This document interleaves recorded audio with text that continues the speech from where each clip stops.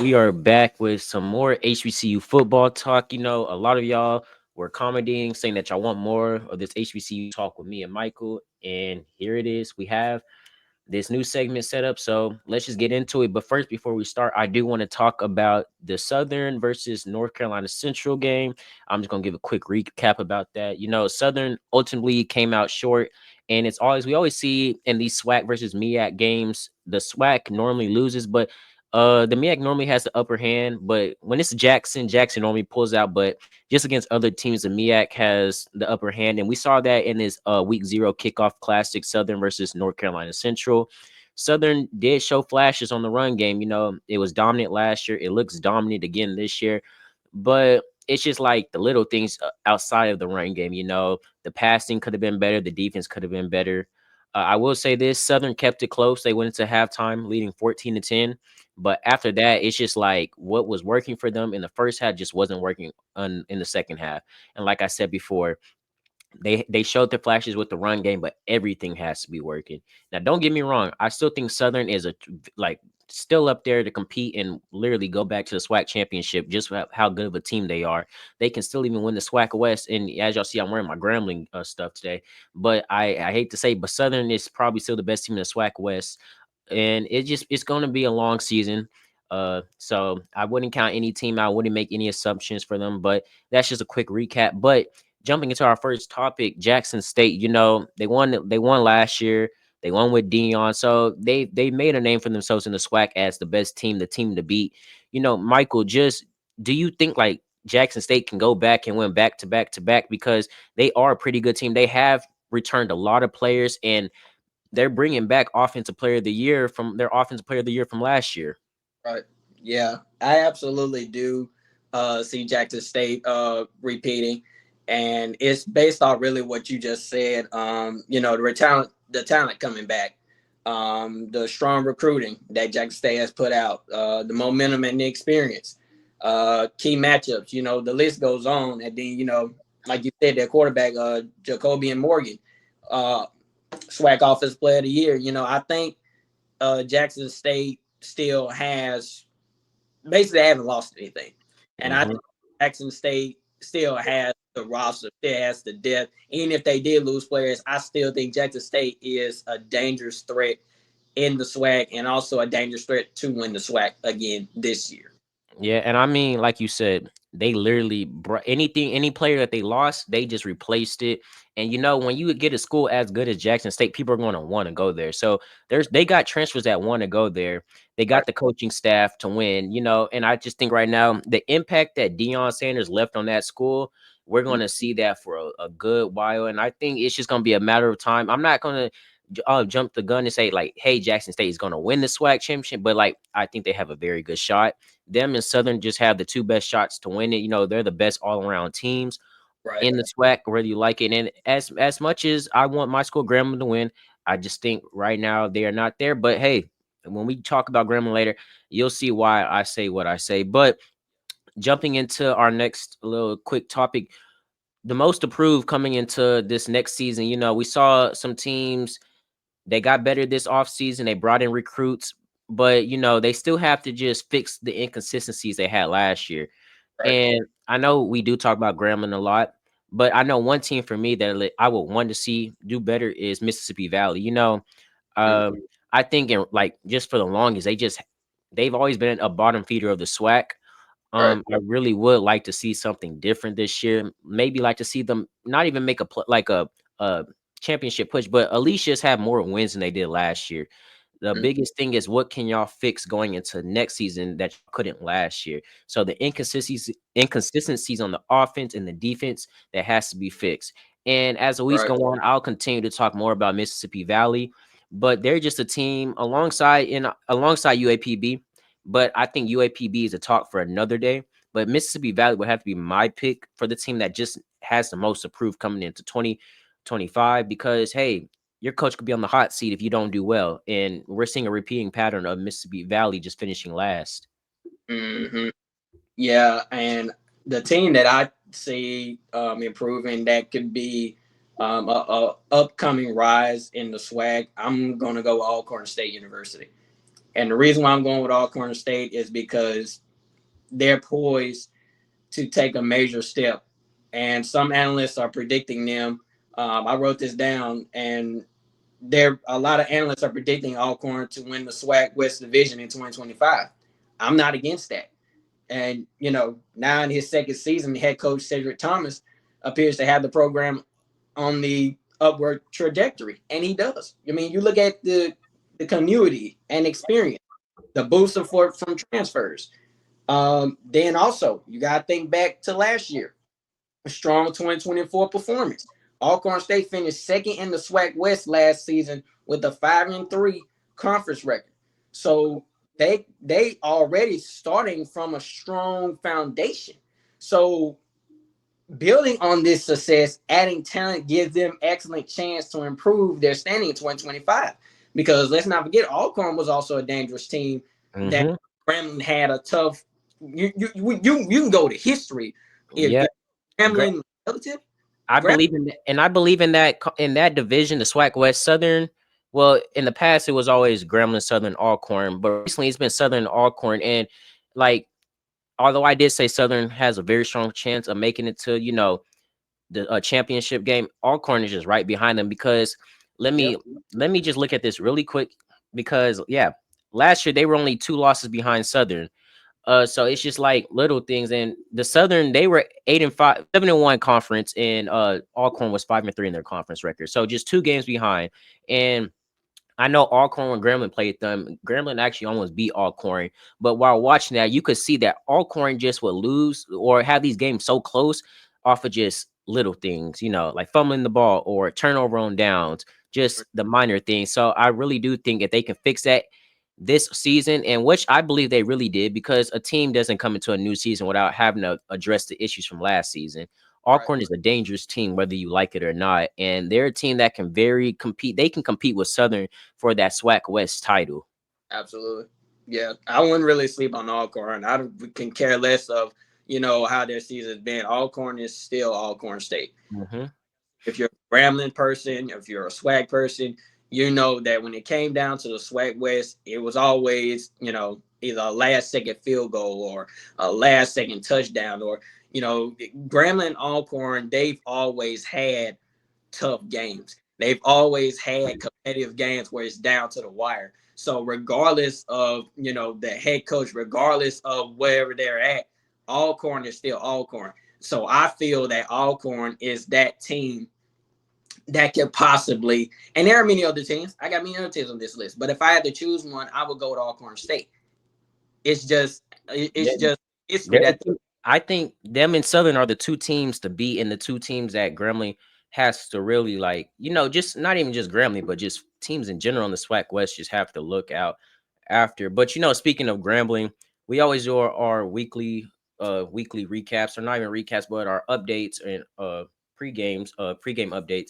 Grambling plays Langston this week, and I'm gonna just be the first one to say this. It's important for Grambling. They got to come out and they got to win.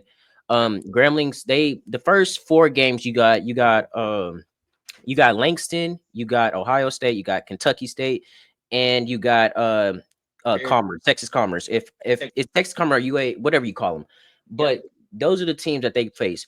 Grambling can win 3 out of those 4 games. We know they're not going to beat Ohio State, but Langston, they can come out the gate strong, because Langston has not had a strong history of beating teams in the SWAC. Yeah. Now, Grambling is a bigger school. They have a bigger program than Langston. So I believe that they can do more in do more with their team than versus what Langston can do. Watching last season, Grambling lost most of their games by 10 points or less. So it was a lot of one possession or these really close games. Like Mickey Joseph said, he even said in his interview, he noticed it was just the little things last year, the reason why they couldn't win. It, like, for instance, Prairie View, the turnovers why they lost the game. So really, Gremlin just has to come out the gate strong against Langston and make a name for themselves. If they can hypothetically go into conference play 3-1 like they did last year, and go into the State Fair Classic with that record, that's gonna be a team that's SWAC teams are gonna be like, okay, maybe we got to prepare a little bit harder for Graham. Now, I will say this: Grambling has not named a starting quarterback yet. Mickey Joseph said he has a quarterback in mind. He just hasn't named one yet because the other quarterback that's competing, he doesn't want them to lose any, momentum, anything. He wants them to keep working. Right. But when that starting quarterback does get listed on game day, I want, you want to see all the right flashes. You want to see everything that they've been putting in during fall camp. The goal for Grambling and Mickey Joseph is to do better than they did last year. I believe Grambling had the team to compete last year. But like I said before, the minor inconsistencies is why they lost all these games by 10 or fewer points. Yep. But like I said, Grambling comes out the gate strong and they going 3-1 into this conference play. I'm satisfied. But Grambling has to beat Langston. Langston, in my opinion, is too small of a school to compete with Grambling and with the resources that Grambling has. We always talk about these higher like FBS schools have more resources than what these HBCUs have, but these HBCUs have more resources than what these smaller HBCU schools have, like Langston and all these smaller HBCU schools. So you get the gist of it. Yeah. And that's true.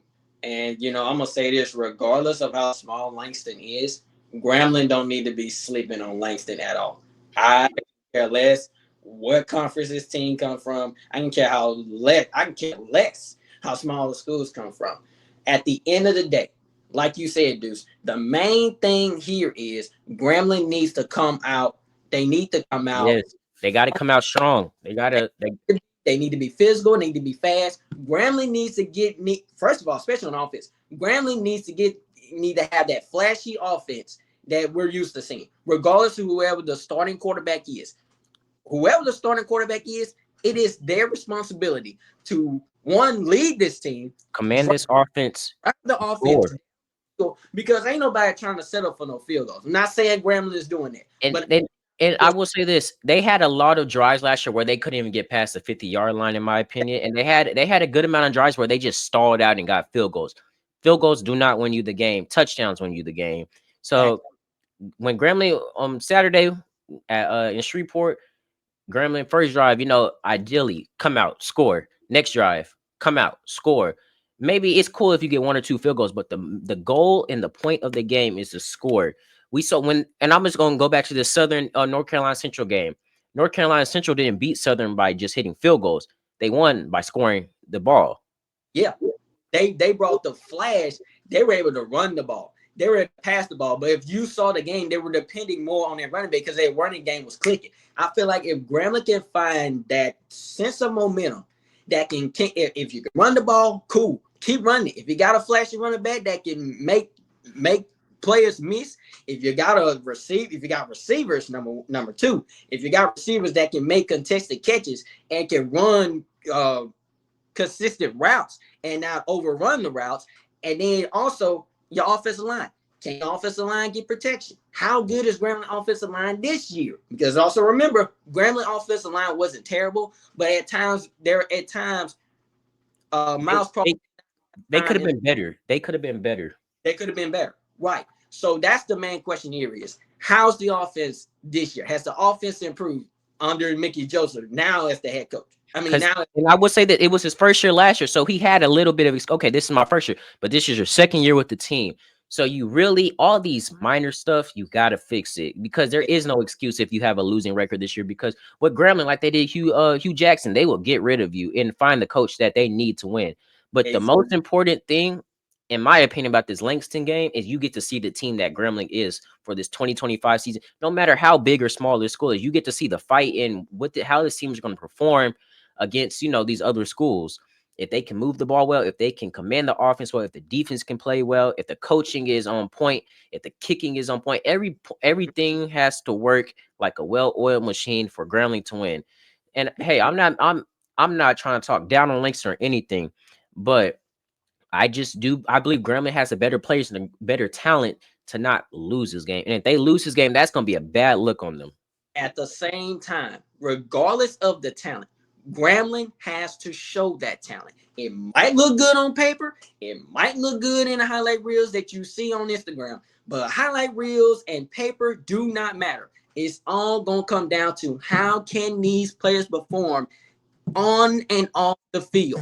Can the defense get stops? Can the defense get pressure? Can the offense get down the field and score touchdowns, not field goals? That's the question here, regardless of the talent, regardless of the roster, regardless of how they look in practice.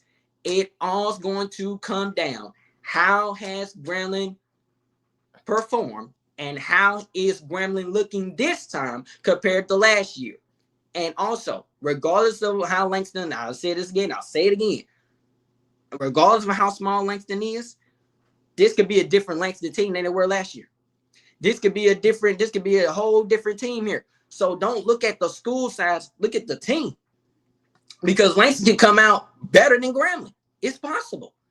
It's And all going I to believe if they come out, and if I just like you said, it's whoever has the better team. I just feel if Langston can come out and run Grambling in the dirt, I just don't think it's a good lick on Grambling. it's Just from all the off season, hype that or off season talk that Grambling has had in general. You know what I'm saying? right. That's But I really do think Grambling, like last year, they looked like before conference play, they looked like a team that can compete for the SWAC West. right. I really do think that Grambling has sort of the similar same team that they did last year. They brought a lot of players back. They redshirted a lot of freshmen. Uh, So I mean, in my opinion, the biggest question is just your quarterback and the offense. How's that offense going to command and score the ball? And all That's all I got to say that's my final take. yeah, the defense is not the problem. The defense has always been really skilled, really talented. It's just really all going to come down to how is Grambling looking on both sides of the ball. Not saying the defense was terrible, but this is a whole new season and a whole new game with a whole new fresh looks and also a whole new fresh coaching staff. So now it's just really determined to where is Grambling physically, where is Grambling throughout going into this season. If Grambling can win this game, then okay, we're in a step in the right direction. It's going to take more than one game. But the thing that most Grambling fans, and I need y'all to hear me on this one, and this is my final take.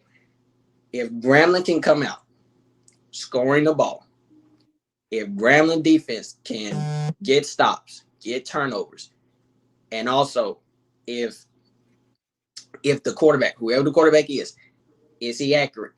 Can he move in and outside the pocket? Can he move the drive? Because sometimes you can't depend on your receivers. Sometimes your receiver's not going to get open. And I'm all for a quarterback running. I'm all for it. But can he protect the ball? I mean, turnovers. So, like I said, the main thing Grambling needs to do not look at the size, look at the team. Because this could be a whole different Langston team coming August 30th.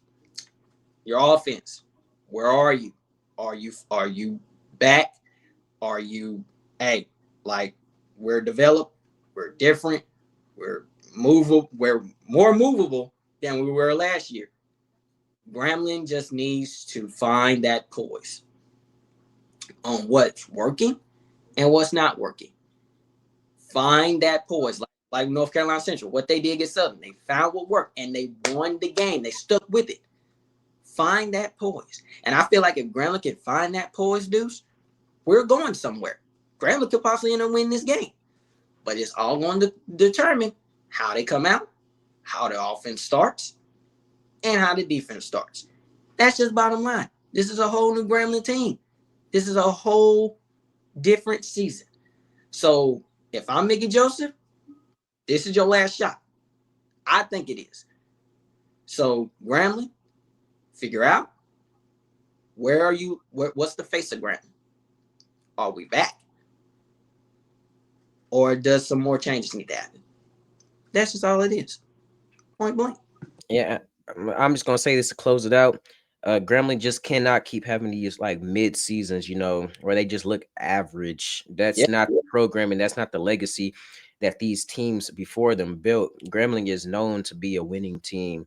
So just seeing them in the middle of the bunch, in the middle of the SWAC, I don't like that. I think they should be up there with teams like Southern and Jackson State.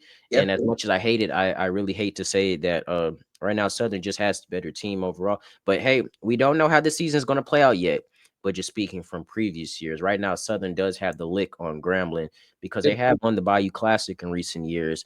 So all you got, like you said, Grambling got to find their poise. They got to find what works for them this season and just go out and win. But with that being said, you know, result we'll inside the locker room, we'll cover this Grambling versus Langston game. So stay tuned to that. As always, make sure y'all like and subscribe to all of our content. And as the weeks go on, me and Michael will continue to keep uploading this HBCU content to inside the locker room because we know y'all like it. But as always, like, subscribe, and share all of our socials. We are trying to grow. You know, we had just hit 100 followers, 100 subscribers, man. I say on YouTube. Yes, and Michael, you got a brand new setup. Yes, You got a sir. brand new Sir. setup. So Michael Sports Talk industry has completely upgraded. This is it. You know, more upgrades will come along. And actually, Deuce, I got a huge surprise that I'm gonna be posting at this. I got four new things to post. Y'all stay tuned for that. If you don't know how to follow me, just type in this up here. Michael Sports Talk. Well, it's Michael's underscore Sports Talk, but just type this in, Michael Sports Talk. You should be able to see me. It's MST. And follow my guy Deuce on Sports yes, Deuce. And this is it. stay updated to the content. But thank y'all for watching this video. You know, make sure y'all subscribe and y'all share all this content. Thank y'all, and you have a good day too, Michael. Yes, sir. You too, brother. Grace, peace.